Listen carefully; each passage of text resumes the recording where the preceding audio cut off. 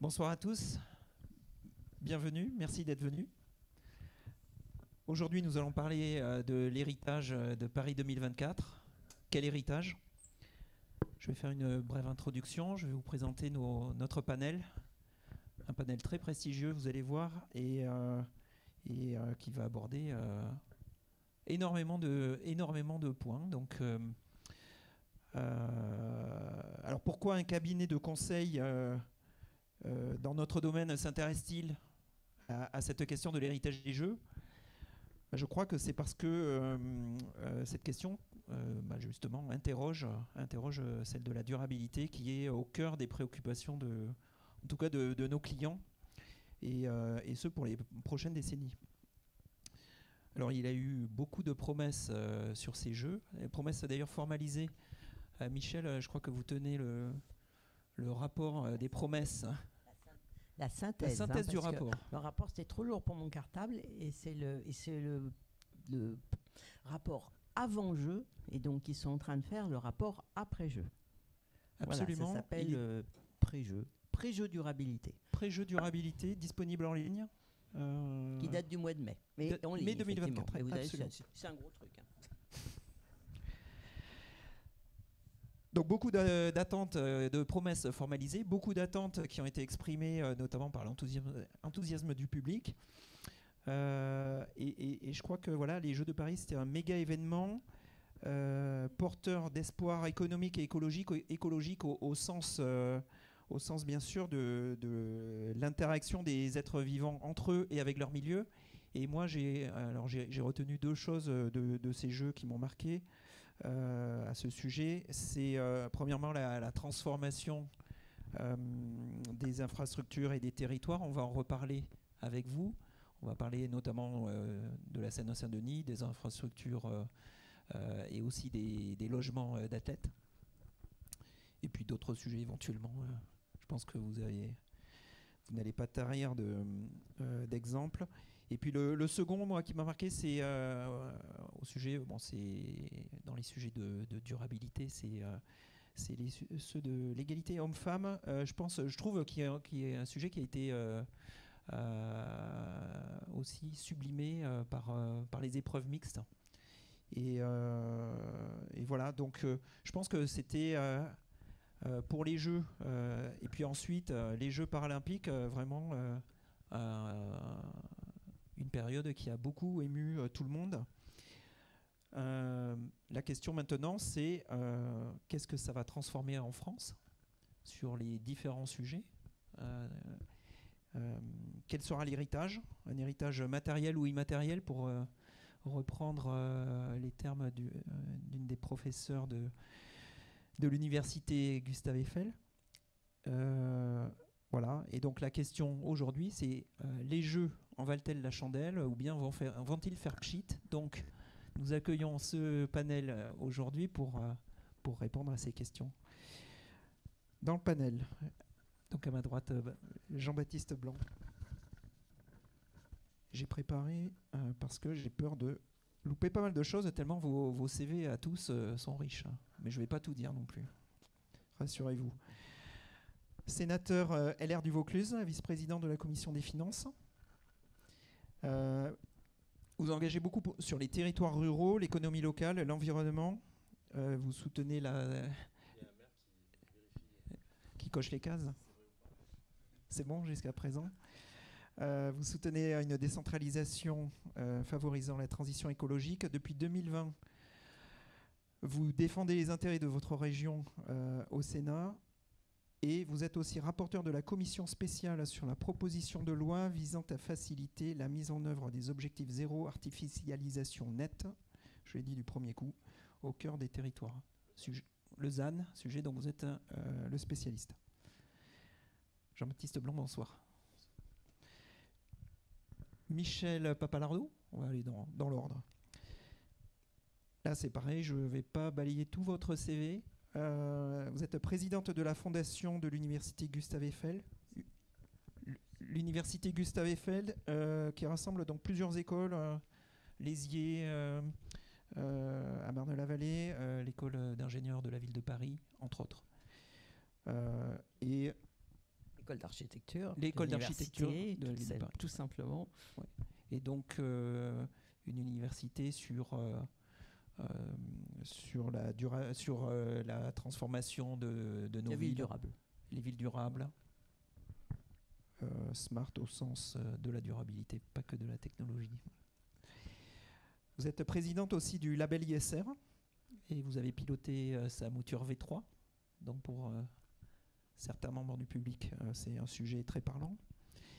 Vous êtes fondation du cabinet Michel Papalardo Conseil, fondatrice, pardon. Il n'y a que moi. Et vous avez été, entre autres, directrice de cabinet de Michel Barnier, Nicolas Hulot, dans les ministères qui ont peut-être changé de nom entre-temps, mais on va dire, en résumé, de l'écologie.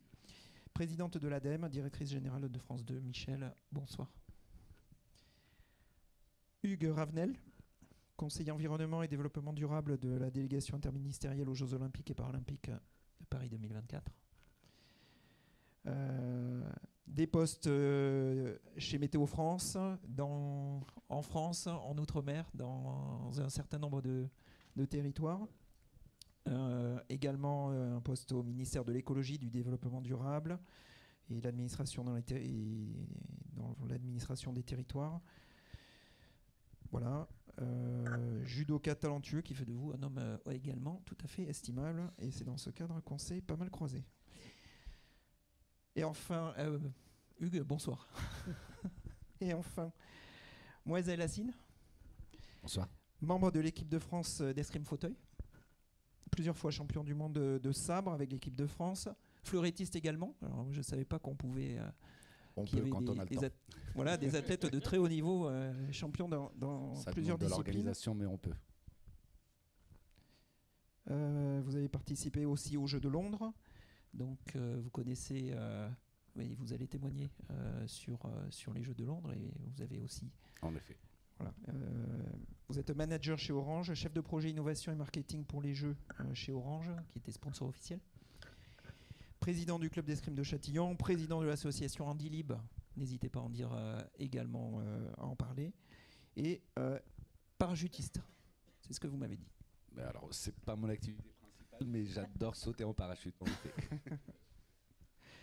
Moïse, bonsoir. Bonsoir.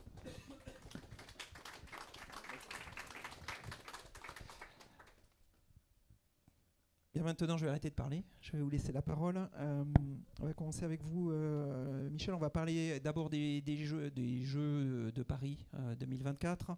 On va parler donc un peu comment vous les avez vécus, comment ça a été organisé sur des aspects un peu concrets, et ensuite sur les sujets de transformation, que ce soit des territoires, également des infrastructures. Et puis nous parlerons de l'héritage et de la dynamique, héritage matériel mais aussi immatériel, comme je l'évoquais en introduction. Vous avez participé à la genèse, contribué à la genèse des sujets de durabilité sur les événements sportifs. Oui, c'est ce que vous m'avez dit en tout cas. Oui. Alors là, vous remontez loin. Oui, je remonte loin. Comment la durabilité est-elle, les sujets de durabilité sont-ils entrés dans les... Je vais leur redire ce que je vous ai dit effectivement, parce que ça a un petit côté, c'est un petit lien quand même avec les JO, même si ça date de 2004-2005, c'est-à-dire la Coupe du monde de rugby, qui était franco-anglaise. Et pourquoi il y a un lien avec les JO? C'est parce que c'était Bernard Lapassé, qui était à l'époque président de la Fédération française et qui donc, à ce titre, s'occupait de la Coupe du monde pour la France. Et j'étais à l'ADEME à l'époque, et j'aime beaucoup le rugby, et donc on s'était dit avec quelques-uns que ça coûtait rien d'aller lui parler et de lui dire qu'il y avait certainement des choses à faire en matière d'environnement dans une Coupe du monde, parce qu'il y avait des stades, parce qu'il allait y avoir des canettes, il allait y avoir un peu de messages passés aux jeunes, etc. Donc c'était vraiment le début de tout ce qu'on a vu après, mais il avait bien accroché. et on avait pu faire un certain nombre de choses déjà sur les stades notamment, et puis sur le recyclage des déchets pendant les compétitions. Bon, ça n'avait pas l'ampleur de ce que ça a eu après, mais j'étais ravie de voir que, en tout cas, j'avais peut-être un peu participé au fait que le sujet l'avait intéressé, et parce que c'est lui quand même qui était vraiment à l'origine, avec d'autres bien entendu, mais on a vu beaucoup Tony Estanguet, mais à l'origine c'était Bernard Lapassé et Tony Estanguet. Malheureusement, il a disparu en 2022, si je ne me trompe pas. Mais donc 2017 jusqu'en 2022, il a porté ce sujet-là. Il était particulièrement attaché à cette dimension durable des Jeux Olympiques et des Jeux Olympiques de Paris 2024. Il faut dire Jeux Olympiques et Paralympiques de 2024 à Paris. Dans une dimension qui était, et vous l'avez entendu quand vous avez regardé les manifestations, vous aviez le CIO qui disait qu'il fallait réinventer les Jeux. Donc, on a réinventé les Jeux, et la proposition de Paris était vraiment une réinvention des Jeux. Alors, je ne parle pas des compétitions et tout ça, bien entendu, je parle de la manière d'organiser avec cet objectif mis sur la table dès le début, d'avoir des jeux qui allaient vraiment se préoccuper de la dimension durable, donc environnementale et sociale, avec les aspects égalité, inclusion, etc., dont on a déjà parlé et que vous connaissez. Et donc ça a été vraiment un marqueur de la proposition, et qui a été donc ensuite déroulé, et on va en parler pendant tout l'organisation. Et c'est important d'avoir en tête que c'était sur le dossier, c'était prévu comme ça, et que ça a nécessité dès l'origine une programmation qui intègre la dimension environnementale.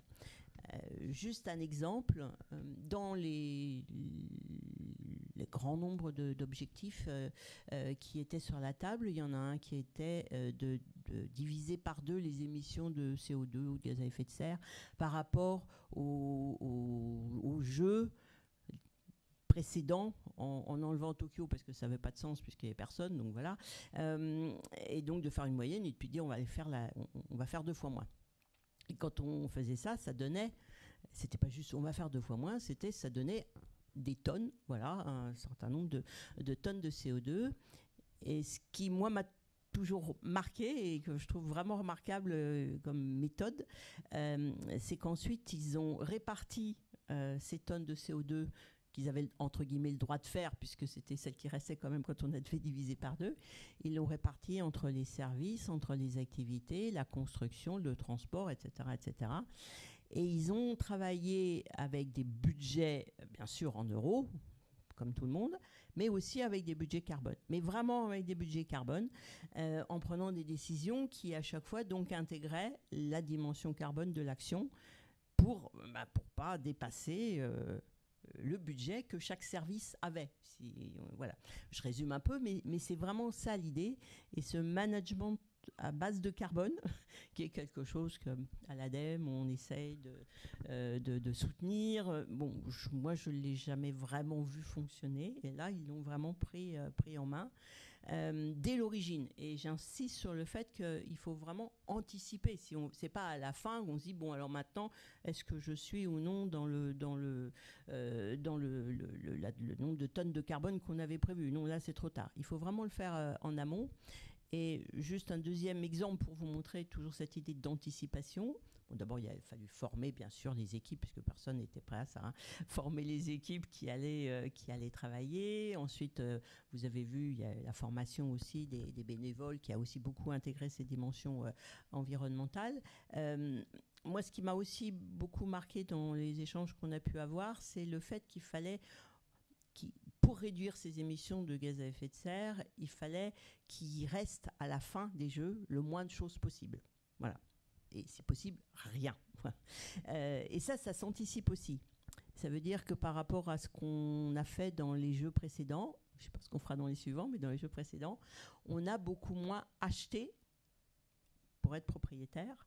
Je sais pas moi, les voitures, les chaises, les tables, les ordinateurs, enfin tout ce que vous imaginez, pas forcément d'ailleurs être nécessaire pour faire les Jeux. Donc tout ça, ça a été en grande partie soit loué, de manière à ce que, à la fin des Jeux, ce soit repris par les vrais propriétaires, qu'ils en fassent autre chose et que ce ne soit pas mis à la poubelle comme ça arrive souvent quand on finit des événements de grande amplitude. Soit, si ce n'était pas de la location parce qu'on ne pouvait pas le faire, soit prévoir dès l'origine, quand on passait le contrat, ce qu'il allait advenir du produit après. Et donc, alors, il y en a qui reviennent à leurs propriétaires, il y en a qui sont donnés aux collectivités, il y en a qui vont dans les associations, il y en a qui sont revendus. Enfin, voilà, le devenir, donc l'héritage en fait, de ce côté-là, c'était le moins d'héritage possible. Le devenir de tous ces produits était prévu dans le contrat d'origine. Et ça, il faut vraiment le réfléchir bien avant. Et c'est tout l'intérêt d'un troisième exercice qu'ils ont fait et qui, je l'espère, sera utile à beaucoup de gens, c'est d'avoir fait un certain nombre de guides, et notamment un coach carbone qui vise à faire en sorte de donner le mode d'emploi pour ceux qui vont, alors peut-être faire les prochains Jeux Olympiques, ça oui, mais il n'y a pas que ça. Ça peut être une Coupe du Monde, ça peut être un grand festival, enfin des événements, l'événementiel. Voilà. Comment on fait pour que l'événementiel intègre bien ces dimensions environnementales? Et pour ça, faut le faire très en amont, d'où la nécessité d'avoir des guides qui vous disent tout de suite, dès le début, il faut que vous fassiez ça maintenant et pas que vous l'inventiez à la fin. Et ça, c'est quelque chose, je pense, qui fait vraiment partie de l'héritage. Si tout le monde sait que ça existe et si tout le monde l'utilise, ça, c'est un autre sujet. Oui, mais c'est un savoir-faire qui a été développé. Peut-être qui pas a été créé, développé, mais en tout cas largement développé. Il y a eu beaucoup de choses qui ont été inventées, ou testées, etc., et qui ont été écrites et qui sont disponibles. Mais j'insiste sur le fait que c'est pour ça que c'est important, toutes ces réunions sur l'héritage. Il faut que les gens sachent que c'est disponible. Alors, c'est des guides, bien sûr, informatiques qui sont sur le site des XY. Il faut qu'on puisse les réutiliser, c'est nécessaire. Même s'il y a quelque chose qui est inscrit un peu plus dans le marbre, c'est qu'ils ont participé à l'amélioration de la norme AFNOR, puisque ce genre de manifestation, comme tout, peut être avoir bénéficié ou non de la normalisation. Et donc, ils ont fait évoluer aussi la normalisation AFNOR sur ce sujet. Donc ça, on peut espérer qu'en tout cas, c'est durable et que ce sera reproductible pour les successeurs de grands événementiels. En effet, donc, alors je suis passé à la Concorde là, ce matin et ils étaient en train ils ont quasiment fini de démonter les échafaudages. C'est vrai que alors sur une épreuve, mon voisin me dit, j'espère qu'on n'est pas Furiani. C'était quand même très impressionnant, très impressionnant. On était très haut sur des choses qui vont être en effet démontées, réinstallées ailleurs, réutilisées. Et récupérées. Voilà, tout ça, c'est... Ouais. Ça va, on sait on savait à qui on les louait, à qui on va les rendre, et ce que ça deviendra après. Donc, cette sobriété, Hugues, quels ont été les choix stratégiques pour intégrer cette sobriété dans l'organisation de ce méga événement? Et puis peut-être on peut parler un petit peu de financement.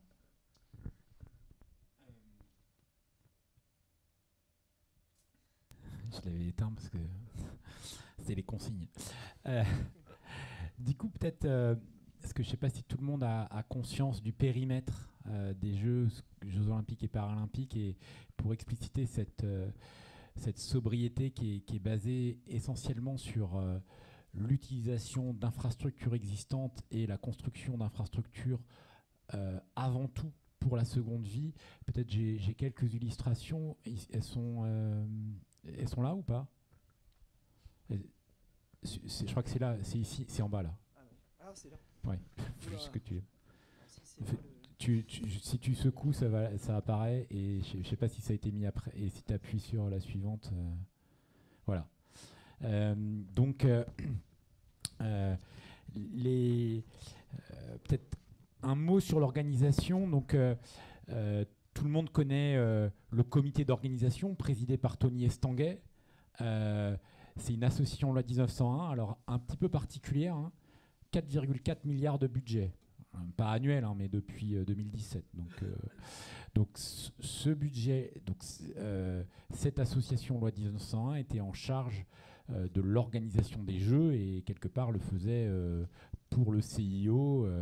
Elle avait 2 donneurs d'ordre, le CIO et puis la France et la ville de Paris qui est collectivité haute aussi. Donc ces financements-là, c'est essentiellement du privé. Il y a un petit peu de public pour le Paralympique qui bénéficie encore de moins de sponsors, même si on a vu des progrès très nets sur ce sujet-là. Mais sinon, c'est les sponsors internationaux. J'y reviendrai peut-être si on parle de plastique, mais Coca-Cola, par exemple, c'est un sponsor du CIO. Et la France, même si elle n'avait pas envie de Coca-Cola, elle n'avait pas le choix. Voilà, donc il y a comme ça des top sponsors qui sont Samsung, Toyota, Bridgestone, voilà, donc qui ont des partenariats de très long terme. Pour vous dire, Coca-Cola, ils sont partenaires des Jeux depuis 1928 et ils ont un contrat jusqu'en 2032 Brisbane. Donc vous voyez, c'est... il y a des partenaires nationaux et donc voilà, ça c'est les sponsors qui peuvent soit porter du cash, soit apporter des prestations en nature. Il y a les billets et il y a les produits sous licence. Donc mon collègue à la délégation interministérielle aux Jeux Olympiques et Paralympiques ne cessait de dire acheter des friges, des t-shirts, des sweatshirts, parce que comme ça, ça va équilibrer le budget. Donc voilà, ça c'est 4,4 milliards. Et dans le conseil d'administration de Paris 2024, il y avait l'État, il y avait les collectivités locales. Donc voilà. Et ce que je vous ai projeté là, c'est les 60, enfin pas 70, mais une partie des 70 ouvrages olympiques. Et c'est pour répondre à la sobriété, parce que, alors, désolé, je ne sais pas si vous les voyez très bien, il y a le Stade de France, il y a la piscine de Colombes, il y a le Stade de Colombes, il y a le Stade de Vers-sur-Marne. Donc il y a beaucoup d'infrastructures qui ont servi pas forcément de site de compétition. Ça peut être des passerelles, ça peut être la rénovation du petit bras de la Seine à côté du village olympique. Et donc, pourquoi ça a été sobre? Parce que, en fait, la plupart de ces investissements de long terme, qui représentent globalement 4,5 milliards avec 1,7 milliard de public, 1 milliard d'État, 700 millions collectivités locales et le reste d'investissements privés, parce que sur le village olympique, il y a des logements qui ont été construits et il y a des investisseurs qui vont revendre ces logements. J'y reviendrai plus tard. Donc, on n'a pas construit, comme ça avait été le cas à Athènes, énormément d'infrastructures nouvelles. On a utilisé l'existant, le Stade de France par exemple, et dans les infrastructures nouvelles, comme Arena La Chapelle, Porte de la Chapelle ou le centre aquatique olympique, on les a construits en pensant à la suite. Et sinon, il y a eu aussi beaucoup d'infrastructures, parce que ce qui est important en termes d'héritage, c'est pour les franciliens, quoi. Donc il y a des infrastructures qui ont servi de sites d'entraînement et qui ont été rénovées à cette occasion-là. Par exemple, la piscine, alors le nombre, j'arrive pas à me souvenir du nom, mais il y a une piscine qui avait servi en 1924 et qui a été Georges Valeret, dans le 20e, voilà, ça me revient. Elle a été rénovée à cette occasion-là et elle a servi de site d'entraînement. Donc ça, c'était bien parce que les infrastructures où il y a les compétitions, c'est pas forcément des infrastructures qui servent aux franciliens tout le temps, mais en faisant ça, en se disant on va en profiter pour rénover des infrastructures qui vont servir ensuite au quotidien des franciliens, ça a été gagnant-gagnant. Et un dernier point, c'est que si tu parlais des infrastructures temporaires, effectivement, on a fait le choix d'utiliser le Grand Palais ou des stades extérieurs qui sont ponctuels, plutôt que de construire des arénas qui serviront très peu après. La compacité aussi, c'est important. Tu peux passer à la diapo suivante. La plupart des infrastructures étaient très autour de de Paris, donc ça minimisait le développement. Alors il y a des exceptions à ça, hein. Évidemment, il y avait Châteauroux, il y avait les stades olympiques, mais là encore, les stades de foot, je veux dire, mais là encore, les stades de foot, plutôt que d'utiliser des stades autour de Paris, utiliser des stades à Nantes, à Bordeaux, à Nice, à Marseille, ça a permis aux jeux que les jeux soient pas uniquement parisiens. Donc il y a eu le tir à Châteauroux, et puis évidemment le surf à Teahupo'o. Voilà. Donc là, vous voyez que toutes les infrastructures et tous les petits points que vous voyez, certains comme le centre sportif La Doumègue dans le 19e, je sais pas, c'est une équipe de hand qui s'est entraînée là, enfin je sais pas. Voilà, donc je suis très bavard, il faut que je me taise, c'est ça et peut-être la diapo suivante. Donc en tout cas, ce que vous voyez là, c'est tout ça c'est en ligne, hein. C'est extrait d'une note de l'Institut Paris Région sur l'impact en termes d'urbanisme. Donc on y reviendra quand vous parlerez artificialisation nette. Et il y a un zoom sur le village des athlètes et un zoom sur le cluster des médias. Et puis dernier point, peut-être la diapo suivante, et qui est alors c'est pas vraiment de la sobriété, mais en tout cas c'est important pour montrer les enjeux en termes d'héritage, en termes d'environnement. Donc c'est le centre aquatique olympique qui est construit en face du Stade de France et dans lequel il n'y a pas eu les épreuves de natation. Vous allez me demander, mais pourquoi il n'y a pas eu les épreuves de natation dans le centre aquatique olympique ? Eh bien, figurez-vous, et d'ailleurs ça a fait un mini-scandale des fois, alors que d'un point de vue environnemental, et ça illustre bien, disons, peut-être pas la sobriété, mais en tout cas l'efficacité, on a Arena La Défense, qui est une salle qui peut accueillir 20 000 personnes. La Fédération internationale de natation souhaite avoir des épreuves de natation dans un endroit qui peut accueillir au moins 15-20 000 personnes. Et du coup, c'était plus malin de mettre un bassin temporaire ici. D'ailleurs, vous avez entendu parler, tout le monde veut ce bassin temporaire maintenant. Il était prévu pour aller en Seine-Saint-Denis, mais Toulouse en voulait. Enfin bon, bref, je vous passe les détails. Et le centre aquatique olympique, il y a eu des épreuves olympiques, il y a eu le water polo, il y a eu le plongeon. Le plongeon, maintenant, vous le savez, parce que le jour de l'inauguration, vous avez eu ce fameux plongeon du plongeur Alexis Gendard qui a fait le tour de la toile. Et cette infrastructure, elle a, pendant les Jeux, 6000 places, il y avait 3000 temporaires, et pourquoi c'est intéressant de ne pas avoir fait une piscine avec 15 000 places, c'est qu'elle va servir essentiellement aux collégiens de Seine-Saint-Denis, et ça ne servait à rien de construire une infrastructure avec 15 000 sièges. Et donc il y a 3 000 sièges qui vont être enlevés, remplacés par des salles dans lesquelles on pourra faire du yoga, des choses comme ça. Et le bassin lui-même, c'est un bassin de 70 mètres qui peut se diviser en plusieurs bassins, qui facilite l'accueil de plusieurs classes. Et la forme, elle permet de minimiser le volume à chauffer. Et c'est pour ça, et c'est une charpente de 90 mètres. Il y a 3 morceaux de 30 mètres. Et technologiquement, c'est très intéressant, avec du bois français en plus. Voilà. Merci Hugues. Alors, Moise, vous êtes athlète. Quelles ont été vos observations sur Paris 2024 et finalement, qu'est-ce que, selon vous, a été positif? Qu'est-ce qui reste encore à faire sur les sujets peut-être qui vous touchent particulièrement sur l'accessibilité et la mobilité? Merci pour la question. Alors, ce qui a été de positif, tout a été positif. Sincèrement, ces Jeux ont été une réussite totale et une fierté pour notre nation. Et il faut vraiment...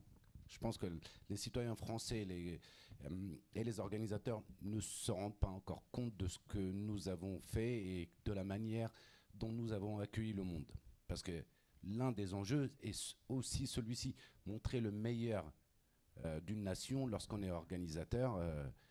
Certains organisateurs l'ont fait en détruisant des forêts pour des jeux d'hiver, d'autres ont fait d'autres choix. Nous, on a réussi à faire concorde et une communion avec tous les citoyens français, mais également avec les citoyens du monde entier. Ça, c'est la première grande nouvelle. La deuxième, en ce qui me concerne, est l'un des engagements de Paris 2024. Il y avait un enjeu et un engagement concernant la mobilité, l'accessibilité pour les spectateurs. Je ne parle pas des athlètes. Les athlètes, ils sont pris en charge de bout en bout. Donc, qu'ils soient valides ou paralympiques, c'est la même prise en charge. En revanche, c'est le déplacement, la mobilité et l'expérience Instadia pour les spectateurs en situation de handicap. Et Paris 2024 a été soutenu par ses partenaires premium et tous les sponsors dans cette démarche-là. Parce que tout à l'heure, vous l'évoquez, les engagements de Paris 2024 concernaient aussi les partenaires sur les enjeux de sobriété, sur les enjeux d'inclusion. Et concernant l'accessibilité, l'innovation a été un franc succès et Paris 2024 a pu compter sur de nombreux partenaires. Je prends juste 2 exemples que des spectateurs particuliers ont vécu au Stade de France ou à l'Arena Bercy. Ce sont les tablettes pour les non-voyants. On ne se rend pas compte de ce que ça peut représenter, mais pour un spectateur atteint de cécité, de pouvoir vivre un événement comme n'importe quelle autre personne, on parle d'émotion là. Et ça, ce n'est pas quantifiable. Ces moments-là ont été incroyables. Pour connaître particulièrement cette start-up qui a été choisie par Paris 2024, je connais les enjeux derrière et le premier enjeu, il n'est pas business. C'est vraiment un enjeu de pouvoir partager des moments événementiels. L'événementiel, aujourd'hui, Paris 2024, avec ce qui s'est passé, a changé tous les paysages de l'event. Vous l'évoquez tout à l'heure, parce que ces tablettes-là vont être conservées au Stade de France. Donc, l'organisateur d'un événement ne peut plus se passer de ces tablettes-là pour les personnes atteintes de cécité. À l'Arena Bercy également. Donc, il y a beaucoup d'innovation qui a permis à Paris 2024 et à tous les citoyens français de pouvoir vivre une expérience JOP fantastique. Je vous assure, vous ne vous rendez pas compte de ce qu'on a vécu cet été. Vous allez vous réveiller et vous verrez que vous aurez tous vécu cet événement. Merci Moez. On va parler peut-être un petit peu d'argent avec vous, Monsieur Blanc. Non, j'avais une question sur, en effet, donc sur les sujets de sobriété, de contraintes budgétaires qui ont déjà commencé à être évoquées. Est-ce qu'il y a un savoir-faire français pour être innovant avec des contraintes budgétaires fortes? Comment on avance avec des contraintes budgétaires fortes sur des sujets de société comme ceux qui ont été évoqués à l'instant? Et alors, si vous avez besoin de prendre des exemples sur le zéro artificialisation nette, n'hésitez pas. Si vous avez d'autres exemples, n'hésitez pas non plus. Mais voilà, donc c'est un petit peu la question qu'on se pose tous là, quelques semaines avant les annonces des nouveaux budgets de l'État. Il va falloir avancer. On a des enjeux sur la durabilité, ça va coûter cher, il faudra le financer. Il va falloir être créatif et innovant. On reparlera d'innovation avec vous aussi, Michel. Michel Barnier. Ça va aller ? Oui. Il me faut 1 heure là en fait. Hein. Non, mais on va. Non, on va la faire courte. Je voulais vous remercier de votre invitation. Par l'entremise du maire de Beaulieu, il n'y a pas que Paris, il y a Beaulieu en matière de beauté d'une commune. Voilà. Donc c'est un honneur pour moi de pouvoir vous dire quelques mots sur ce sur quoi je travaille au Sénat, qui effectivement est le sujet du ZAN, le zéro artificialisation nette, et dont je me rends compte que les JO sont l'illustration et la préfiguration, et ce vers quoi finalement nous devons aller. Voilà, en résumé. Mais je vous recommande vraiment, si ce n'est déjà fait, de vous pencher sur ce sujet du zéro artificialisation nette que nous allons définitivement appeler le ZAN, qui est pour moi un des défis du siècle. Il y en a un paquet, mais ça en fait partie. Je vais vous dire pourquoi. Parce qu'il s'agit du sujet en fait de la sobriété foncière et de la renaturation. La Convention citoyenne sur le climat il y a quelques années, a considéré qu'il fallait rendre l'obligation d'être plus sobre en matière foncière et l'obligation de renaturer beaucoup plus contraignante. Donc on l'a mis dans la loi. Alors ce qui pose difficulté, je n'ouvrirai pas ce débat ce soir, c'est comment les maires vont appliquer cet effort qu'on leur demande, en clair, de diviser par 2 la consommation de leur foncière, pas en Ile-de-France, parce que vous êtes déjà au-delà, mais dans le reste du pays, pour atteindre un zéro compensé en 2050. C'est-à-dire qu'en 2050, moi, élu local, toi, élu local, et nos collègues devront, à chaque fois qu'ils consommeront du foncier, le rendre à la nature. Quel est l'objectif ? L'objectif, c'est d'arrêter l'étalement des villes, parce que ce n'est pas bon pour le climat. L'objectif, c'est de questionner le modèle du pavillon, pour pas dire en finir. Le pavillon avec sa piscine et ses voitures. L'objectif, c'est de rendre des terres à l'agriculture, parce qu'il y a un sujet de souveraineté alimentaire. Et l'objectif, c'est de rendre des terres à la nature. Et pour ce faire, que faut-il faire ? Il faut s'appuyer sur l'existant. L'existant, c'est quoi ? C'est des friches qu'on a à reconquérir, c'est restaurer, rénover, et c'est densifier. Faire de la ville sur la ville. Une fois qu'on a dit ça, hein, c'est très bien, c'est très beau, mais après, il y a d'autres questions qui vont se poser à nous. L'autre objectif, c'est pas que de questionner le modèle pavillonnaire, c'est de questionner le modèle du bureau. Puisque la crise sanitaire en plus est passée par là et qu'on n'a visiblement pas autant besoin de bureaux que par le passé. Et puisqu'il faut qu'on densifie, il faut qu'on multiplie les usages. Donc un bureau peut devenir un logement, une salle polyvalente peut servir à plusieurs autres activités. Il faut une réversibilité, il faut une multifonctionnalité, multiplier les usages. Voilà. Ça, c'est la ville idéale. Et dans une ville idéale aussi, il y a la renaturation. Il y a les îlots de fraîcheur, il y a la nature en ville, et pas qu'en ville. Il y a l'agriculture, ce que je vous ai dit à l'instant. Donc ça fait 2 défis monstrueux, ceux de densifier et de renaturer, et de réfléchir à une réversibilité de tout ce qu'on est en train de faire, plus de vertu dans ce qu'on fabrique, dans ce qu'on construit. Le ZAN, c'est ça qu'il y a en substance. Ça ne passe pas chez les élus locaux, pour l'instant. C'est pour ça qu'on travaille avec le Premier ministre à un nouveau texte pour trouver une meilleure méthode pour y parvenir. Ce ne sera pas le débat de ce soir, mais nous ne sommes pas d'accord au Sénat sur la méthode qui est une méthode planifiée, c'est-à-dire imposée aux élus, aux aménageurs et autres.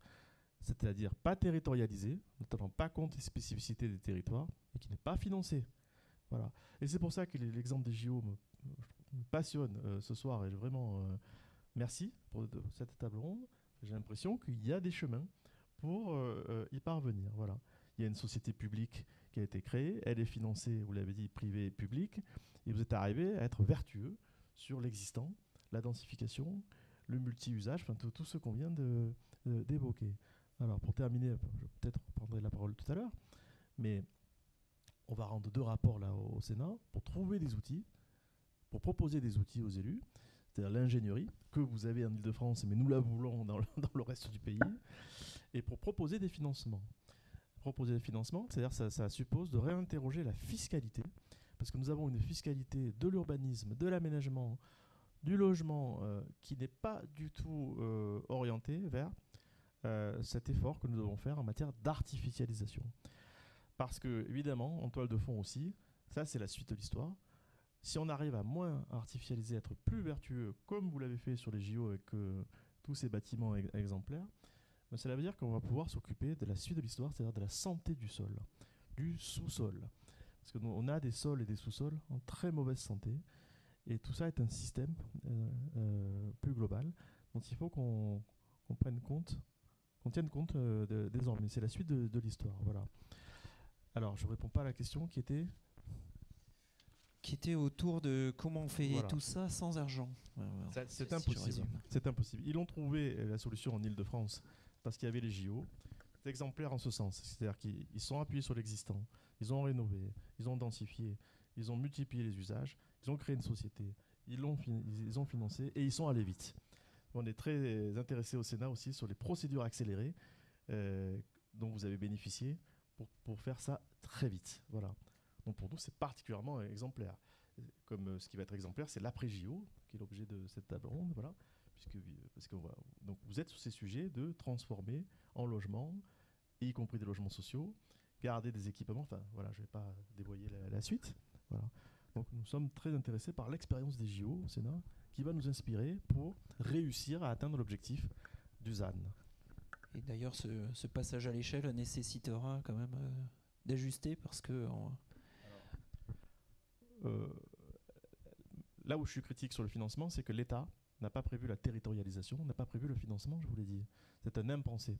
Et puis on arrive au moment du crash budgétaire, donc ça tombe mal. Et le peu qu'on sait, c'est qu'il faut 50, 60, 70 milliards pour réussir la transition écologique, mais la sobriété foncière est une petite partie de cette transition. Néanmoins, si on veut inciter les élus et leur permettre de réussir à atteindre ces objectifs dont on vient de parler, il va falloir vraiment trouver ces financements. Et par la fiscalité, notamment, il y a de très nombreuses pistes, sans inventer d'impôts, parce qu'il y en a déjà assez, mais en toilettant leur assiette et en les affectant à ces nouvelles politiques publiques. Il y a tout à imaginer, parce que l'État ne l'a pas fait. Merci. Et alors, il y avait un sujet qui a fait débat, c'est celui de l'assainissement de la Seine. Juste, est-ce que je peux rebondir sur ce qui vient d'être dit sur la sobriété? Parce que moi, je ne vois pas la sobriété comme une dépense. La sobriété, c'est le moyen de faire des économies. Si les Jeux Olympiques de Paris ne coûtent que, au total, 8, allez, 9 milliards, on va arrondir, je ne sais pas trop, c'est dans ces eaux-là, 4 plus 4, là, comme vous l'a dit Hugues, c'est parce qu'on avait décidé d'être sobre. Hein. C'est parce qu'effectivement, comme il l'a dit, on n'a pas construit plein de trucs partout. On a réutilisé des choses qui existaient. On a construit sur des friches, hein, parce qu'en fait, les villages sont sur des friches. Mais j'y tiens parce qu'on dit souvent que l'environnement, ça coûte cher. Bon, eh bien non, la sobriété qui est il n'y a pas que ça, hein, dans la protection de l'environnement, mais qui est un élément fondateur réellement de tout ce qu'on veut essayer de faire, que ce soit en matière de climat, de biodiversité, de ZAN, etc. C'est de la sobriété. Et la sobriété, c'est ça qui nous permet de faire des économies. Et quand on réfléchit, mais dès le début, c'est pour ça que c'est ce que je disais, quand on intègre réellement la sobriété, quels que soient les éléments de réflexion qu'on a, on dépense moins, c'est ça que je veux dire, on dépense moins que si on ne le fait pas. Bon, alors bien sûr, ça n'empêche pas de faire des choses, la preuve, on fait des Jeux Olympiques. Mais j'aime bien le voir de manière positive et je considère que vraiment c'est une des démonstrations, je suis comme vous, j'essaye de trouver des démonstrations avec les Jeux, c'est une des démonstrations qui nous permettent de faire les Jeux Olympiques. Du coup, on lance le débat. Je suis d'accord avec tout ça. À la seule, c'est pas une nuance, c'est en rajoutant quand même la question du foncier. C'est-à-dire que le foncier qui se raréfie devient beaucoup plus cher et c'est pas en Ile-de-France qu'on va dire le contraire. C'est-à-dire que tout ça nécessite la maîtrise du foncier et qui, voilà, c'est le seul. C'est pour ça qu'on doit trouver des solutions fiscales pour libérer un foncier qu'on peut exploiter dans le cadre du ZAN en étant plus sobre. Mais vous avez des outils extraordinaires, c'est que Solidéo, c'est une chose, mais vous avez Grand Paris Aménagement, j'allais dire GPA, vous avez plein d'établissements publics, vous avez l'EPFIF, c'est l'établissement public foncier d'Île-de-France, des outils publics qui permettent de maîtriser le foncier, qui est le nerf de la guerre. En région, on a moins d'outils. On a un établissement public foncier quand même, régional. Voilà. Oui, pas dans toutes les régions, mais effectivement. Et effectivement, ça a été une bataille. Parce que j'étais en Bretagne au moment où la Bretagne a imposé à l'État de mettre en place ceci. C'est pour ça que c'est en avance tous les outils. Mais volontiers pour continuer à discuter au-delà de ce qu'on va avancer dans la table ronde. Effectivement, cette ingénierie dans l'héritage de la Solidéo, cette capacité à superviser des maîtrises d'ouvrage publiques, des maîtrises d'ouvrage privées, et à assurer de la maîtrise d'ouvrage directe sur certaines infrastructures comme des passerelles. C'est vrai que, et cette question du calendrier, c'est ça que je voulais dire. Rappelez-vous, en 2005, les Anglais, de manière sans doute pas totalement honnête, remportent les Jeux Olympiques et Paralympiques de 2012. Et à l'époque, je ne sais pas si vous vous souvenez, mais on avait aussi des friches. C'est vrai qu'il y a beaucoup de friches. C'était les délaissés de la SNCF à Batignolles. Là, c'est plutôt le village olympique. Je suis allé vite, pourtant j'ai parlé longtemps, mais c'était des délaissés plutôt d'EDF avec des anciennes centrales. Mais donc, juste pour vous donner le timing, effectivement, les Jeux Olympiques ont été une formidable opportunité Donc cette ZAC des Batignolles a été faite. Maintenant, vous voyez tous le tribunal d'instance qui est une sorte de totem, voilà. Mais ça a été lancé en 2005, c'était lancé et ça a été fini en 2020.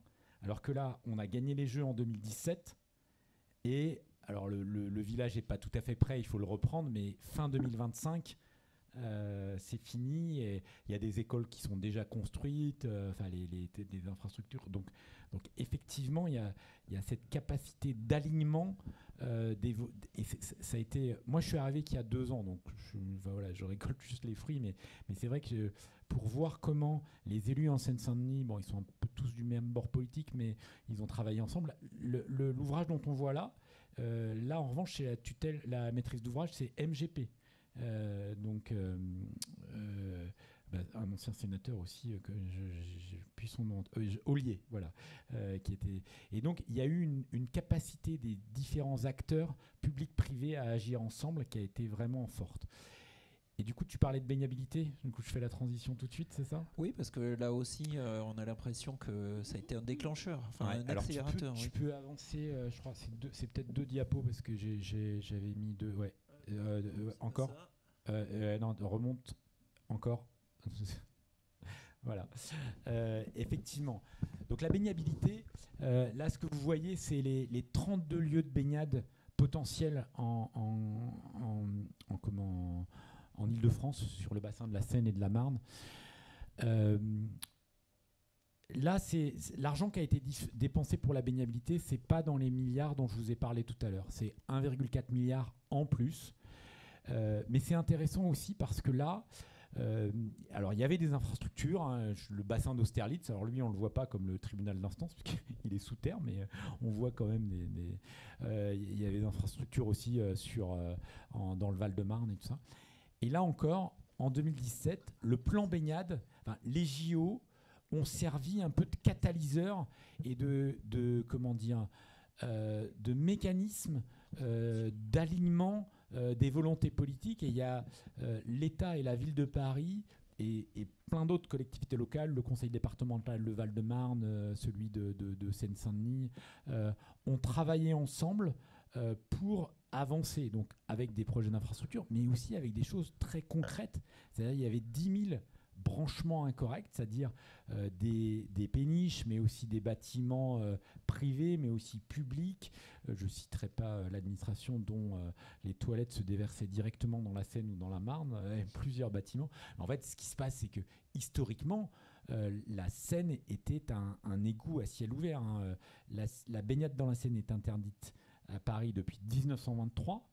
De 1923 à 1970, la qualité de la Seine n'a cessé de décroître. En Seine, en 1970, à Paris, il n'y a plus que 2 espèces de poissons. Et donc, depuis, il y a des efforts qui sont faits. Le président Chirac, quand il était maire en 90, avait dit qu'il se baignerait. Il ne s'est pas baigné, mais il y avait quand même des efforts. Mais le dernier coup de collier pour résoudre ces problèmes de branchement, pour faire ces grandes infrastructures, eh bien, l'imminence des JO a permis ça.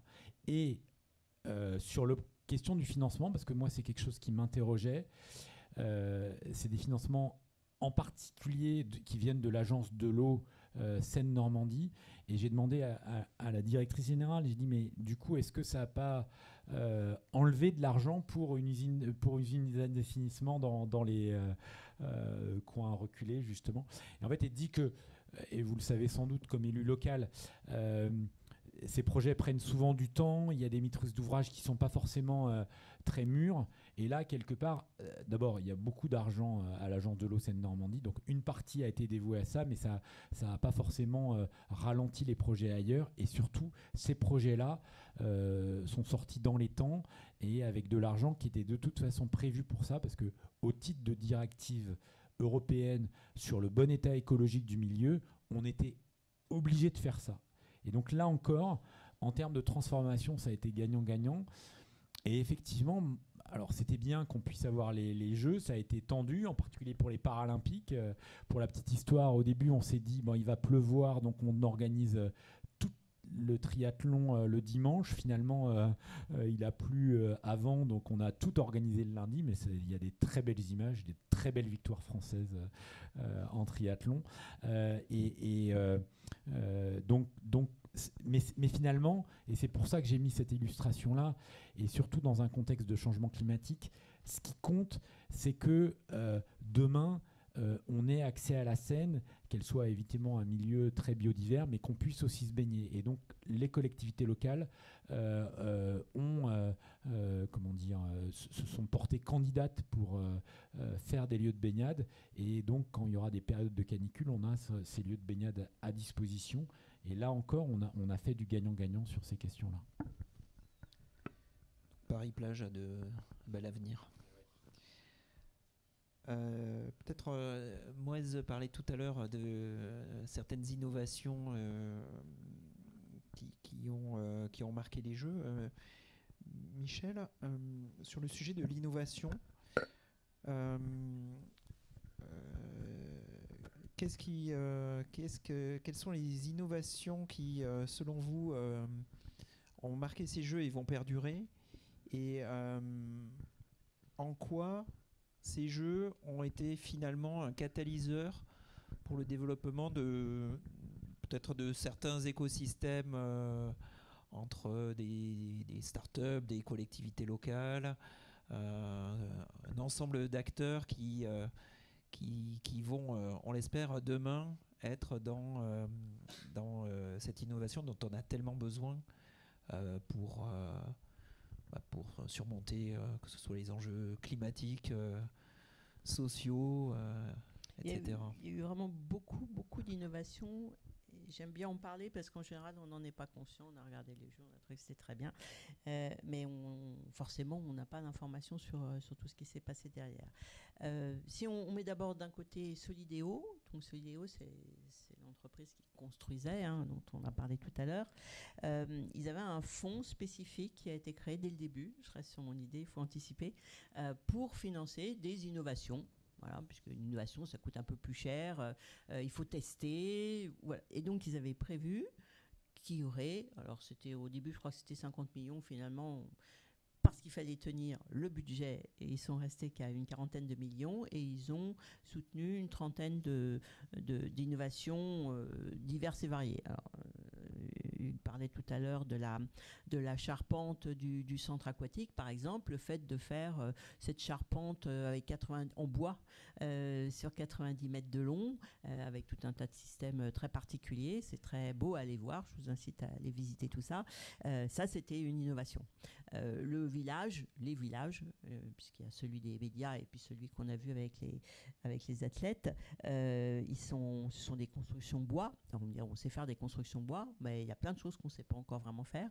Et donc, il y a eu beaucoup de constructions bois avec des innovations, notamment, pour vous montrer le côté très opérationnel de ces innovations, comme le village devait être accessible à 100% aux athlètes qui allaient venir après pour le para-olympique, et qu'on faisait des constructions bois, on ne savait pas, ça n'existait pas, on ne savait pas faire des douches à l'italienne, comme on dit, des douches complètement plates, sans rebord, dans une construction bois, parce qu'il y avait des problèmes d'infiltration, d'épaisseur. Enfin, moi, je ne suis pas constructeur, mais on voit à peu près où pouvaient être les difficultés. Et donc, ils ont travaillé pour que, dans ces constructions bois, il y ait des douches qui soient complètement plates, en fait.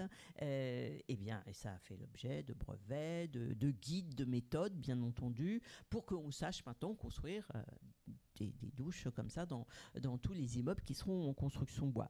Il y a beaucoup de béton bas carbone et très bas carbone, donc on a testé beaucoup de choses pour faire ces bétons très particuliers. Je vous donne des choses très en désordre parce que pour que vous voyez la diversité. On a testé des trottoirs avec des coquilles de coquillage qui visent à recevoir l'eau quand il pleut. En dessous, on a prévu de garder l'eau, une partie en tout cas, et quand il fait trop chaud, qu'on a besoin d'un peu plus d'humidité, on a un système réversible qui renvoie l'eau et qui donc humidifie, rafraîchit, etc. Il y a des ombrières qui absorbent 90% des particules fines. Dans certains endroits, ça peut avoir un sens.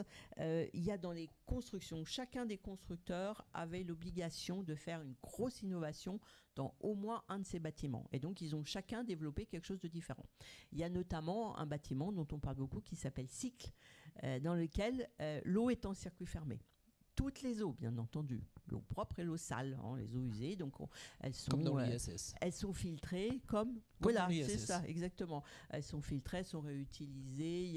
Il y a des toitures végétalisées pour récupérer tout ça. Enfin, voilà, tout un système qui devrait fonctionner. Hein.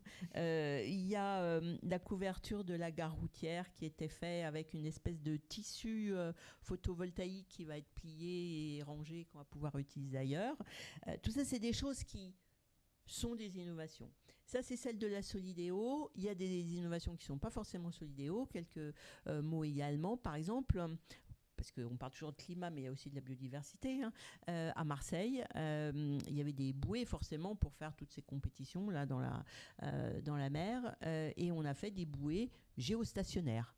C'est-à-dire que normalement, une bouée, ça s'accroche au fond. Et quand vous avez des posidonies au fond, vous ne voulez pas accrocher de bouée au fond. Donc, on a fait des bouées qui ne s'accrochent pas au fond, qui ont une batterie, un moteur. Vous allez me dire, c'est pas bien. Ben, pour la biodiversité, ça, c'était bien. Donc, un moteur, et puis qui fonctionne avec un GPS. Donc, on leur dit, vous mettez comme ci, vous mettez comme ça, ils le font. Ce qui veut dire qu'on évite aussi tous les bateaux qui, normalement, transportent tous ces bouées et qui ne sont pas toujours électriques. Et en plus, ça résiste bien au Mistral. C'est pour vous montrer jusqu'où ça va. La vasque olympique, je suppose que vous avez tous bien compris que c'était une super innovation puisqu'il n'y avait pas de pétrole, il n'y avait pas de gaz, il y avait juste de l'électricité et de l'eau. Voilà, électricité avec de l'eau. Normalement, c'est pas bon, mais là, ça a fait la vasque olympique. Et ça, c'est une vraie innovation aussi.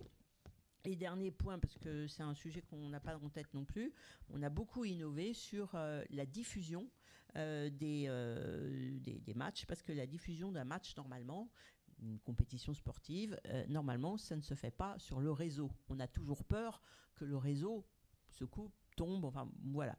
Donc, tout se fait sur des groupes électrogènes, voilà, des groupes électrogènes qui donc fonctionnent normalement au gaz, ou au diesel ou à des choses comme ça. Donc c'est très mauvais, bien entendu, pour le climat. Et donc là, on a fait en sorte que tout soit fait sur le réseau. Alors, bien sûr, il y avait un petit peu en secours, mais en secours, pas en premier. On secourt quelques groupes électrogènes, bien entendu, mais là aussi innovant. Il y en a quelques-uns qui étaient à l'hydrogène, ça c'était aussi une innovation, et d'autres qui étaient sur batterie. C'est des exemples parmi d'autres, hein, les tablettes, etc., vous en avez parlé, mais c'est important d'avoir en tête qu'on a vraiment mis au point beaucoup de choses à l'occasion de ces Jeux Olympiques, et c'est d'ailleurs un des sujets sur lesquels qui m'intéresse particulièrement, parce que j'aimerais bien être sûr voir comment ces innovations vont vivre et vont être diffusées. On n'a pas inventé tout ça pour les JO et puis c'est tout. Non, au contraire. Donc comment on va diffuser l'information, comment on va diffuser une innovation, comment elle va être reprise ou pas reprise, et comment certaines vont peut-être pas fonctionner complètement non plus, hein, parce que ça va peut-être fonctionner qu'un jour et que ça sera peut-être pas, c'est peut-être pas forcément génial, je dis n'importe quoi, d'avoir un bâtiment qui recycle complètement ses eaux. On va voir, on va pouvoir le tester, on va l'évaluer et puis on verra ce que ça donne. Et donc c'est un sujet sur lequel j'aimerais bien qu'on travaille avec l'université Gustave Eiffel et la fondation que je préside. Merci. Et c'est une statistique, il y a une statistique aussi dans le rapport. Il y en a plusieurs. Mais il y en a une qui dit que toutes ces innovations et tout ce qui a été fait pour les Jeux a été fait à 90%, me semble-t-il, par des entreprises françaises. Ah oui, absolument. La plus grande partie, ce sont des entreprises françaises. Et il y avait aussi dans les engagements qui étaient pris un engagement d'abord de travailler avec des entreprises françaises avec des gros pourcentages, de travailler avec des PME et des startups. Et tout ça, c'est souvent des startups. Merci. Alors Mouez, vous avez connu les Jeux de Londres. Et puis vous m'avez dit, les Jeux de Londres, c'était quand même... en plus, vous étiez tout à fait partie prenante dans ces Jeux et c'était pour vous une expérience assez incroyable dont vous allez nous parler. Et vous m'avez dit aussi, les Jeux de Paris, c'était encore un autre stade. Donc, expliquez-nous, sans chauvinisme aucun, bien sûr. Bien sûr, bien sûr. Alors, ce qu'il faut savoir, mes premiers Jeux étaient ceux d'Athènes. Et ceux d'Athènes, les Jeux d'Athènes, quand j'ai le souvenir, lorsqu'on est arrivé au village olympique, après les JO, donc nous c'était la partie para, il y a 3 semaines entre les 2 événements. Le village tombait en ruine. Ce village devait servir d'héritage justement pour la population dans les mêmes... On avait des dégâts des eaux, les portes, c'était vraiment surprenant d'arriver dans ces conditions-là. Tout a été fait dans des conditions tout à fait contestables. Et puis, il y a eu Londres, avec l'épisode 2005, j'y étais dans la mairie de Paris, où on soutenait la candidature, et puis ça a été la douche froide, malheureusement, puisque notre ami Tony Blair a bien mené sa barque, et il nous a piqué les Jeux de 2012. C'est pas plus mal, parce que ceux de 2024... donc, en termes de mindset sur l'éco-responsabilité dans sa globalité, aussi bien sur le volet environnemental, mais également sociétal, et dans ce qui nous concerne, nous, athlètes para, c'est l'impact que ça pourrait avoir pour les personnes en situation de handicap dans un pays. On a posé le cadre, et puis, lorsqu'on voit comment le handicap est traité en Angleterre, j'ai beaucoup d'amis anglais, et comment la société traite le handicap et la place du handicap dans la société anglaise, on peut... Bon, ce sont nos amis anglais, on est souvent, dans le domaine sportif, des rivaux. En revanche, on peut leur reconnaître cette réussite. Cette réussite, parce que c'est la première fois que j'ai assisté à une épreuve paralympique, un stade, 80 personnes pour une finale d'athlétisme paralympique. Il n'y avait pas de différence entre la finale qui s'est déroulée 3 semaines avant. Et lorsque mes amis anglais me font part de leur vie au quotidien et sur la prise de conscience, cette fameuse prise de conscience de la part de la société, ils n'étaient plus considérés comme simplement des citoyens handicapés, mais tout simplement comme des citoyens comme n'importe qui. Et puis les Jeux de Paris sont arrivés. Et là, Paris a vraiment changé le prisme de l'olympisme, de la manière d'organiser un événement. Et Paris a permis cette communion entre, comme je le disais tout à l'heure, entre tout le peuple français. Mais il y a une frange de ce peuple français qui sont les 12 millions de personnes en situation de handicap dans notre pays, sur qui les projecteurs, grâce au JO, mais plus particulièrement grâce au para, il y a eu un regard différent, mais un regard plus attentionné, plus de considération. Et tout l'enjeu aujourd'hui dans le cadre de cet héritage, c'est que ça ne s'arrête pas. Parce que si on a fait tout ce qu'on a fait pour passer à autre chose, les 10 années qu'on a commencé à rattraper sur nos amis anglo-saxons, on va les perdre en quelques semaines. Et ça, c'est vraiment fondamental. Il faut se rendre compte de ce que la France a vécu, ce que les citoyens en situation de handicap ont ressenti en termes d'émotion, en termes de considération. Ça ne doit pas s'arrêter parce que les Jeux sont terminés, parce qu'il y a une question de budget, parce qu'on doit passer à autre chose, parce que la vie reprend. Mais c'est pour les mêmes raisons. Aujourd'hui, on ne peut pas considérer une société, une nation, si elle ne tient pas dans ses priorités l'environnement, l'égalité femmes-hommes et le handicap dans sa globalité. Parce qu'une nation qui met sur le banc de la route 12 millions de ses citoyens ne peut pas se considérer comme être une société civilisée. Et ça, c'est fondamental. Oui, puis on parlait aussi ensemble de finalement 100% des citoyens qui un jour ou l'autre se retrouvent avec des béquilles, avec un fauteuil, avec Bien sûr, et puis le un handicap, moi, mon temporaire. handicap, il est visible, mais savez-vous que sur les 12 millions de personnes en situation de handicap en France, 80% sont en situation de handicap invisible. Donc, quel message on leur envoie si, oui, c'était bien cette petite période estivale où on vous a mis un coup de projecteur, maintenant, circuler, il n'y a plus rien à voir. Merci Mouez. Et du coup, j'ai une question pour vous, Jean-Baptiste Blanc, au sujet de ce que vous évoquez, Mouez, ces dynamiques collectives. Est-ce que vous les ressentez au Sénat, à l'Assemblée, notamment dans cette période après les Jeux, et comment vous pouvez vous en saisir pour peut-être accélérer un certain nombre de sujets. Est-ce que c'est quelque chose sur lequel que vous pouvez utiliser? Ah oui, bien sûr. On souhaite tous que l'esprit des Jeux perdure. Et on attend le discours du Premier ministre la semaine prochaine pour en avoir la confirmation. Les citoyens en situation de handicap l'attendent avec impatience, je vous assure. Mais il l'a dit, donc je pense qu'il va le confirmer. Concrètement, au Sénat, donc, il y a des commissions qui travaillent sur les JO et l'après-JO qui vont faire ce travail-là, qu'on fait ce soir, pour un peu évaluer, parce que c'est une fonction importante du Parlement que celle de contrôler l'activité publique. Donc, en l'espèce, les JO, c'est quand même un très gros dossier. Donc, ce travail va se faire et on souhaite que ça perdure. Et dans mon domaine, donc tout petit domaine de l'urbanisme et de l'environnement, voilà, ben on se réjouit déjà de ce que les JO, ce soit plus que ce que vous avez décrit à Athènes, mais on prenne en compte les enjeux de l'époque, soit responsables et même innovants, comme ça a été le cas.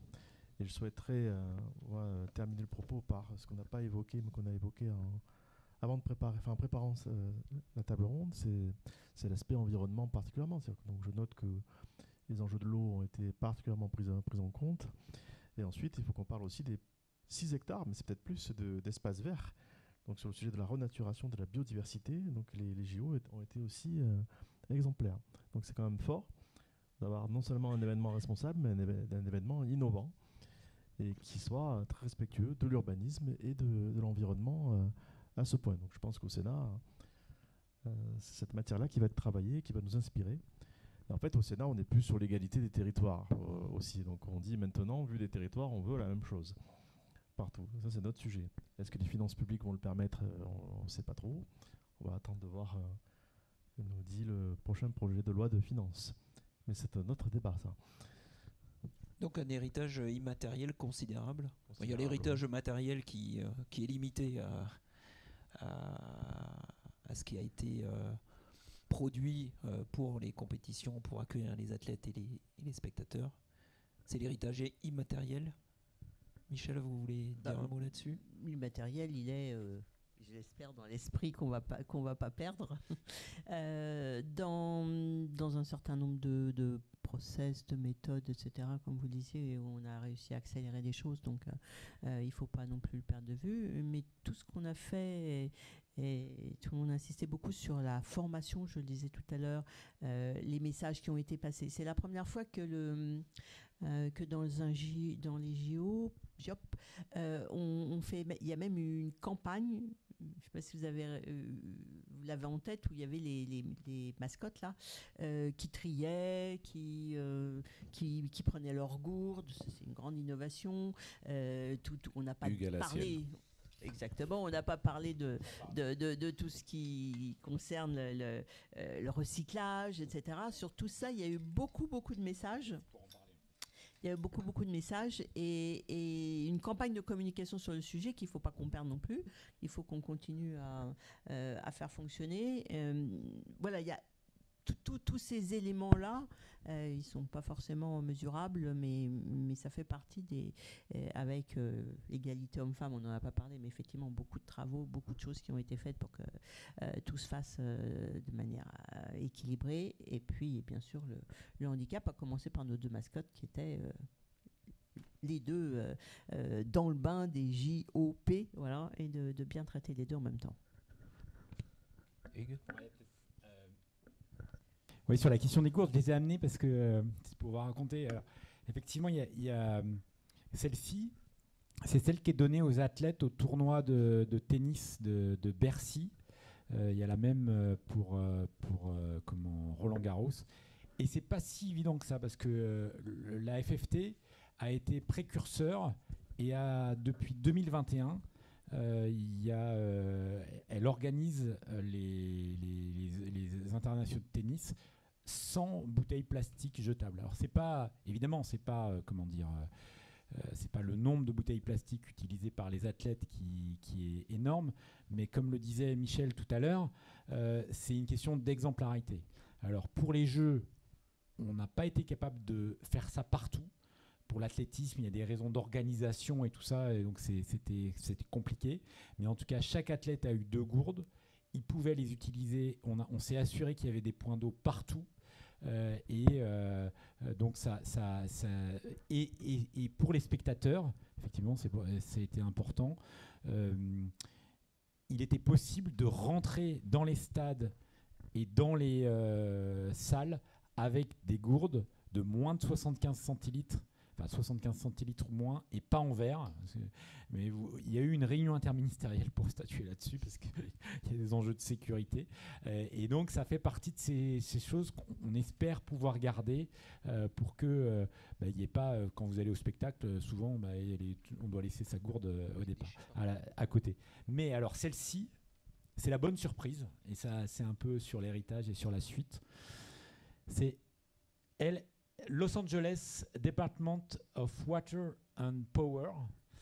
Figurez-vous que Enedis, qui a été un acteur majeur pour réduire les groupes électrogènes, et dans les innovations aussi, au-delà des stades, il y a eu un financement qui a été mis en place pour que les collectivités locales, et il est accessible partout en France. Si vous avez une place du village sur lequel il y a des événements réguliers, souvent, que ce soit des événements sportifs ou culturels, les gens viennent avec un groupe électrogène. Mais là, et puis, est-ce qu'un branchement temporaire d'Enedis, c'est peut-être particulier. Là, on a trouvé un financement de France 2030 pour cofinancer la mise en place de bornes événementielles qu'on peut enterrer dans le sol. Et donc, quand vous avez donc un événement, on sort la borne et les gens se branchent directement là. Et comme on a de l'électricité bas carbone, c'est pas mal. Et bien donc, c'est marrant parce que Enedis partageait cela avec Los Angeles. C'est vrai qu'on a un petit doute sur la capacité de Los Angeles à faire aussi bien en termes d'environnement. Figurez-vous que j'ai participé à leur réunion et ils se sont montrés très intéressés parce que eux, il se trouve que là-bas, c'est à la fois water and power, enfin l'eau et l'énergie. Et donc, ils se sont montrés très intéressés par évidemment ces bornes événementielles, mais aussi par tous les points d'eau qu'il y avait, et ils m'ont donné une gourde, donc je trouve ça sympa, et donc on verra combien il y aura de plastique à Los Angeles, mais en tout cas c'était plutôt bon signe. Et très réussi. Merci, je pense qu'il est temps de passer peut-être aux questions de la salle. À moins que vous ayez encore un mot à dire, on passe aux questions.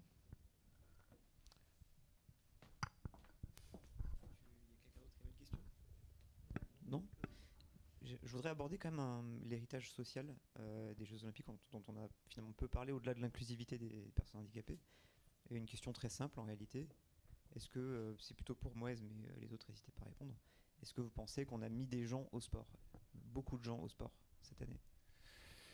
Eh bien, ça fait partie on ne l'a pas évoqué, c'est vrai, vous avez raison, ça fait partie des sujets à surveiller dans le cadre de cet héritage.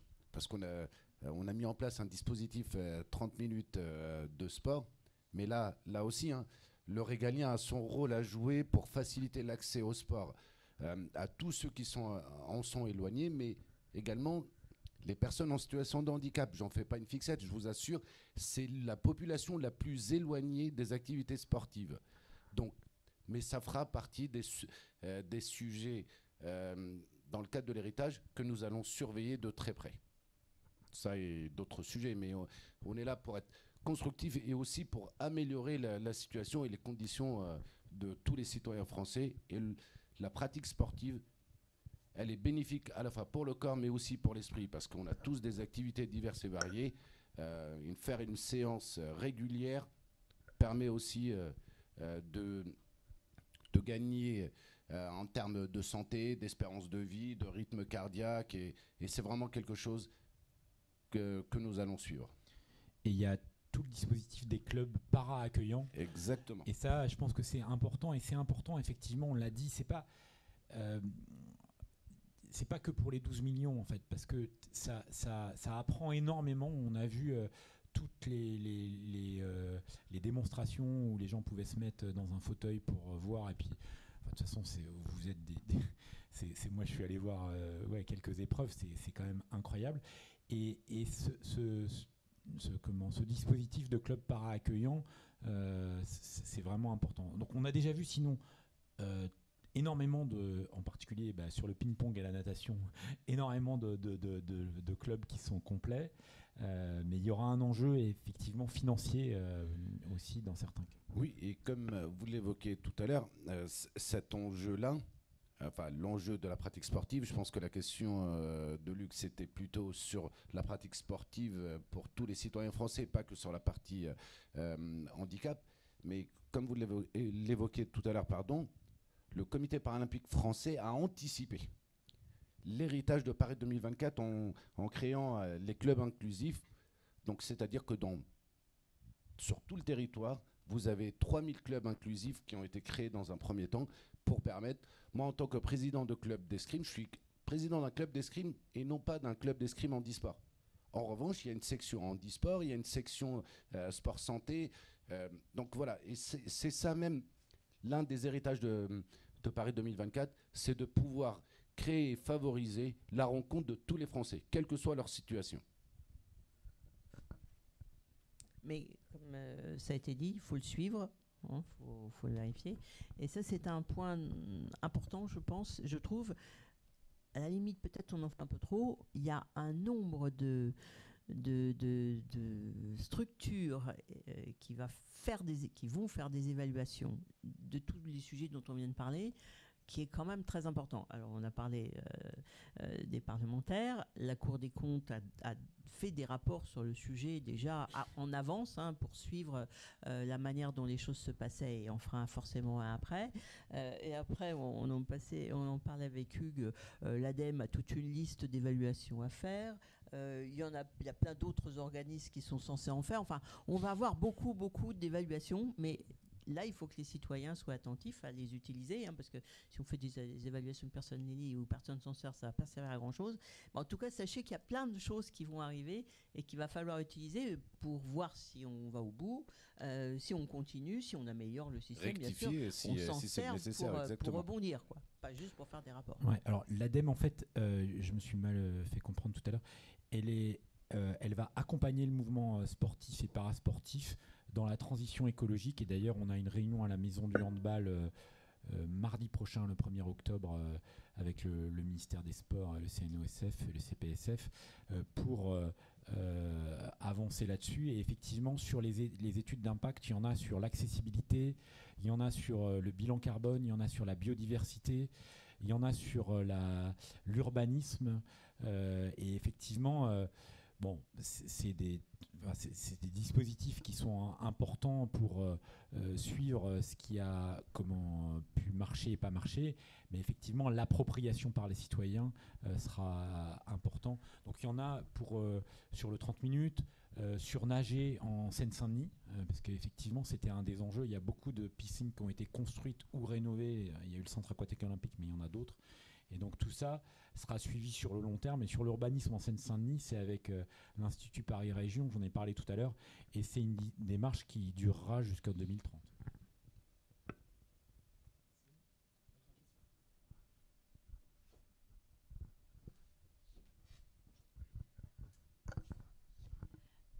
Bonsoir, déjà merci beaucoup.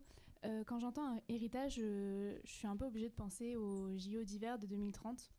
Comment vous pensez en fait que tout ce qui s'est passé en 2024 va pouvoir en fait aider les organisateurs en fait des JO 2030 quand on sait toutes les difficultés qu'il y a autour du réchauffement climatique, notamment dans les montagnes, etc. Est-ce que vous pensez qu'on va être capable en France de nouveau de réinventer les Jeux, mais cette fois d'hiver?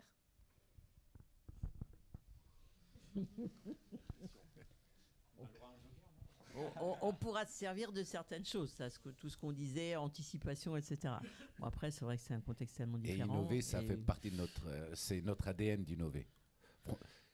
Là, tout le monde se gargarise de la réussite de Paris 2024, mais je rappelle qu'il y a des millions de sceptiques avant la veille de la cérémonie d'ouverture. Et quand on voit le résultat, certains peut-être sont dans cette pièce, hein, mais nous sommes capables aussi de changer d'avis et surtout de reconnaître une réussite et une fierté française. Moi, j'ai aucun doute sur le fait qu'on puisse innover pour préserver l'environnement. On ne va pas faire les Jeux d'hiver à la mode Pékin il y a quelques années, ou encore moins Sochi, où il a fallu raser des dizaines et des dizaines d'hectares pour construire une autoroute. Donc, c'est sûr qu'on ne le fera pas dans ces conditions. Et on innovera pour préserver l'environnement. Mais je sais pas où on trouvera la neige. Mais on fera ça bien. Il y a un des soucis, c'est que sur le plan des infrastructures, justement pour les territoires ruraux, ce qui aurait été pas mal, c'est d'avancer sur les questions de transport sur la ligne Marseille-Briançon. Et en fait, ça... on a réussi là à Paris la ligne 14, mais le Roissy Express qui était prévu au début, en fait les infrastructures de transport ça met énormément de temps, et autant on a réussi à faire les passerelles, le canal, un certain nombre de choses comme ça. On a enterré pour vous dire, hein, on a enterré une ligne à haute tension. Donc là, effectivement, pour l'instant, sur les JO 2030, enfin je dis ça à titre personnel, hein, j'engage pas le gouvernement là-dessus, on a du mal à voir ce qui peut permettre d'être gagnant-gagnant sur le plan de l'environnement. En tout cas, il y aura forcément cette question et on l'a déjà fait pour les championnats du monde du ski qui ont eu lieu à Val d'Isère l'an dernier. Il y a déjà eu beaucoup de groupes électrogènes qui ont été... Enfin, on a réduit le nombre de groupes électrogènes, donc il y aura ça. Mais sinon, ce sera plus difficile. Il y a la question de l'eau avec la neige artificielle, avec certaines épreuves où les fédérations internationales de ski demandent de la neige artificielle parce qu'elle est plus stable pour faire les descentes. Donc tout ça est sans doute très compliqué. Et ce qui a été quand même conçu, c'était de répartir un peu les épreuves et de réutiliser. Ça, c'est quand même un peu ce qui est prévu. Et puis sur la patinoire à Nice, ça peut choquer parce que Nice fait chaud, mais en fait c'est un peu comme Arena Les Défenses. Ce sera surtout une salle de spectacle qui sera ponctuellement une patinoire, quoi. Mais bon, en tout cas, le dossier n'est pas encore totalement finalisé. Et effectivement, là, c'est une course de vitesse maintenant qui s'engage avec 2030. Mais je suis sûr que le Premier ministre a ça dans un coin de sa tête, puisque on ne l'a pas dit tout à l'heure. Tu as dit qu'effectivement, la Coupe du Monde de rugby, il y avait déjà pas mal de choses de faites. Mais dès 92, cette question-là avait été aussi prise en compte.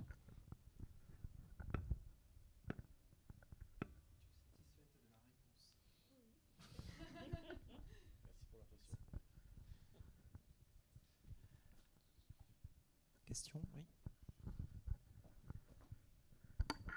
Petite question urbanisme. Lorsqu'on parle souvent de sobriété, on dit, on pense notamment aux matériaux et aux coûts de production. Mais on prend jamais dans l'équation le beau. J'entendrais que par exemple le Paris haussmannien est vachement quelque chose de très joli, comparé à par exemple un centre Pompidou qui est pas très durable et qui est pas très joli. Est-ce qu'on pourrait pas prendre plus en compte la considération du beau dans la sobriété, dans le sens où faire quelque chose de beau est souvent plus durable parce qu'on va plus en prendre soin. Voilà. Après, le beau, c'est très relatif. Le centre aquatique à Quand Saint-Denis, il est on beau.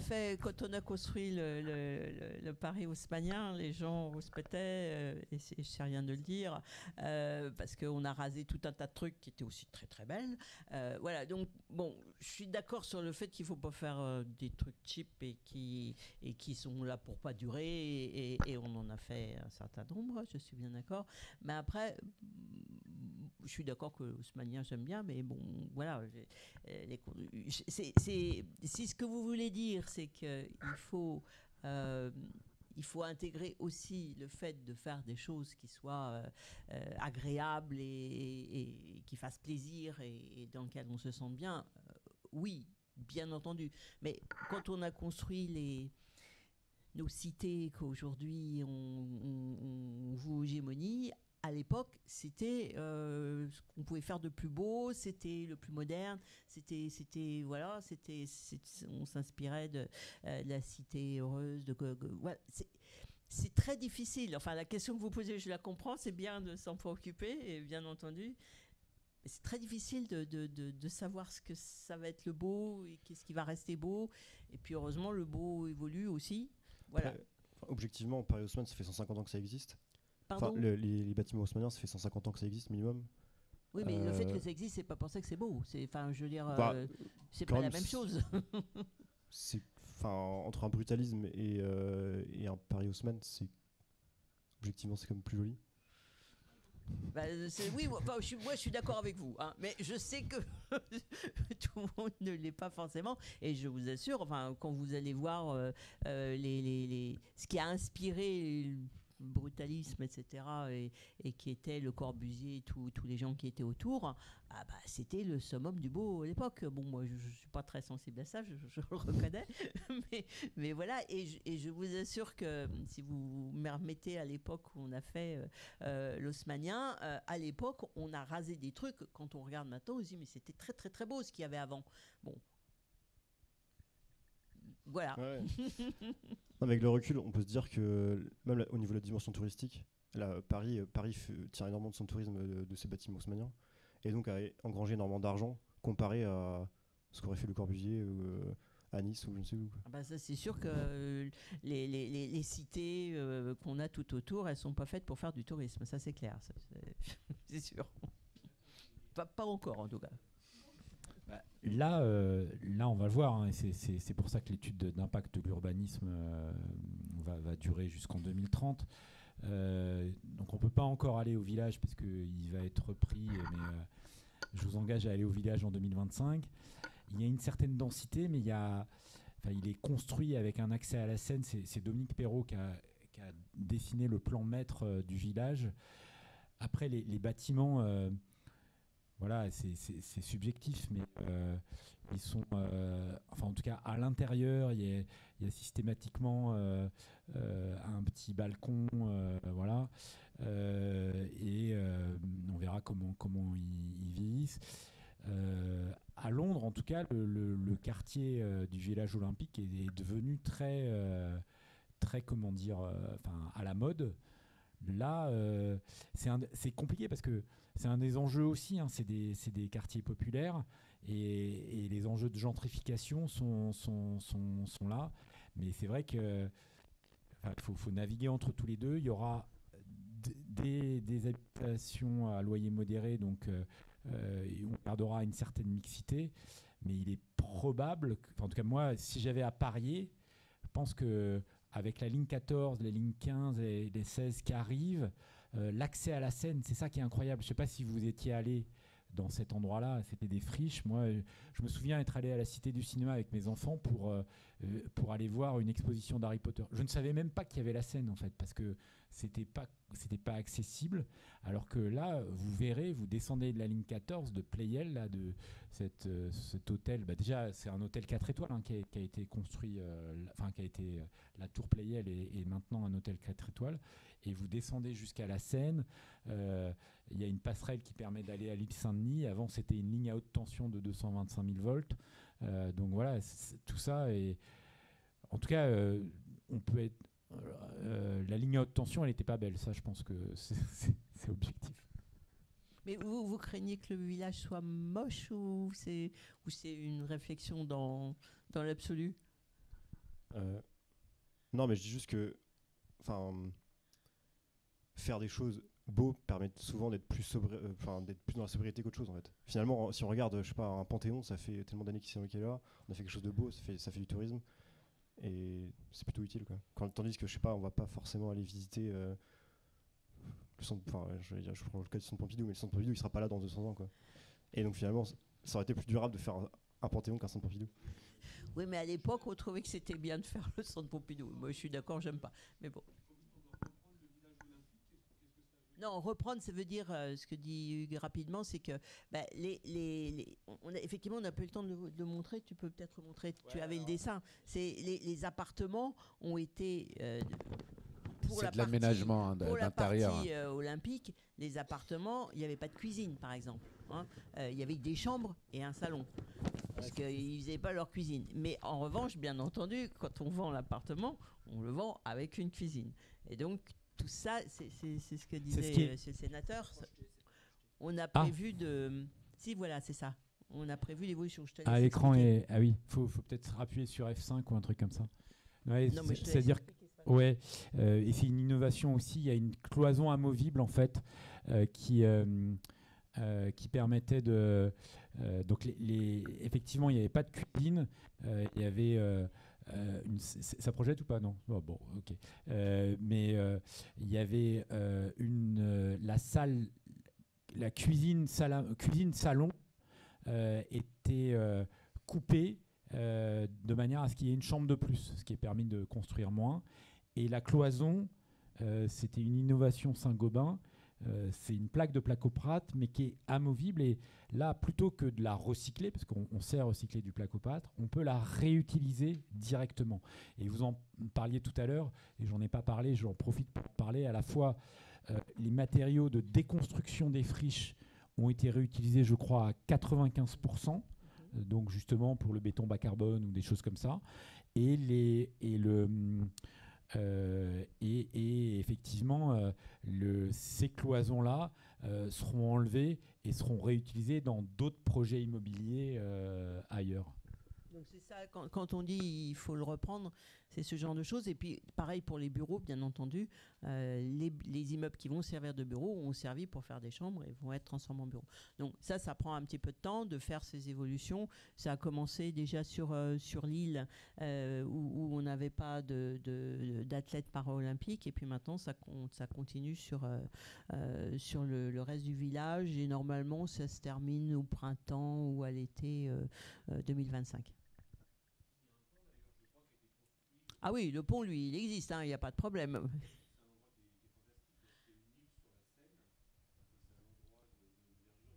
Voilà. Ouais, il y a un mur anti-bruit quand même qui a été construit. C'est un des 70 ouvrages olympiques. Et quand même, alors comme ouvrage et pour en termes de tourisme et tout ça, il y a la nef de l'île des Vannes. Je ne sais pas si vous connaissez, c'était le zénith des années 70. Il y a eu des concerts historiques qui a été rénové. Donc ça, c'est au sud de l'île Saint-Denis qui a été rénové. Donc c'est ça que je voulais vous montrer, parce que c'est un bâtiment qui est très beau. Il a servi de site d'entraînement, et il pourrait y avoir des concerts et il y aura aussi du sport. C'est un bâtiment. C'est projeté ou pas? Ouais. Et du coup, c'est ce bâtiment. Ouais, il faut que tu fasses CTRL L et ça va. Ouais, CTRL L, ça va. Ah non, c'est là, si tu vas là, plein écran. C'est celui-là, là. Alors vous le voyez pas beaucoup, mais voilà. Et en tout cas, croyez-moi, il est beau.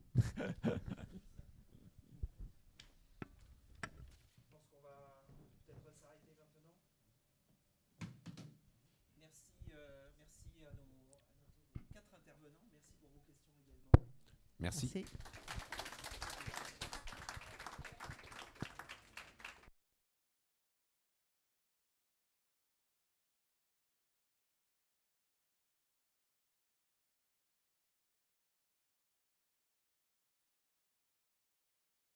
Le spectacle du monde ressemble à celui des Jeux Olympiques. Les uns y tiennent boutique, D'autres paient de leur personne et d'autres se contentent de regarder. Un pronostic? Emmanuel Macron, non, ce n'est pas Emmanuel Macron. Il est plus ancien et il restera peut-être tout aussi célèbre. C'est Pythagore. Pythagore, voilà. Il est très ancien. Donc retour en Grèce. Voilà, donc... Donc moi, ce que je retiens aussi des échanges, c'est que cet héritage sera ce que les citoyens en feront.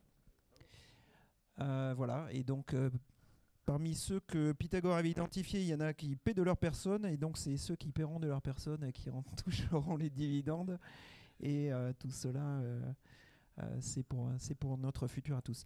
Merci à tous, bonne fin de soirée.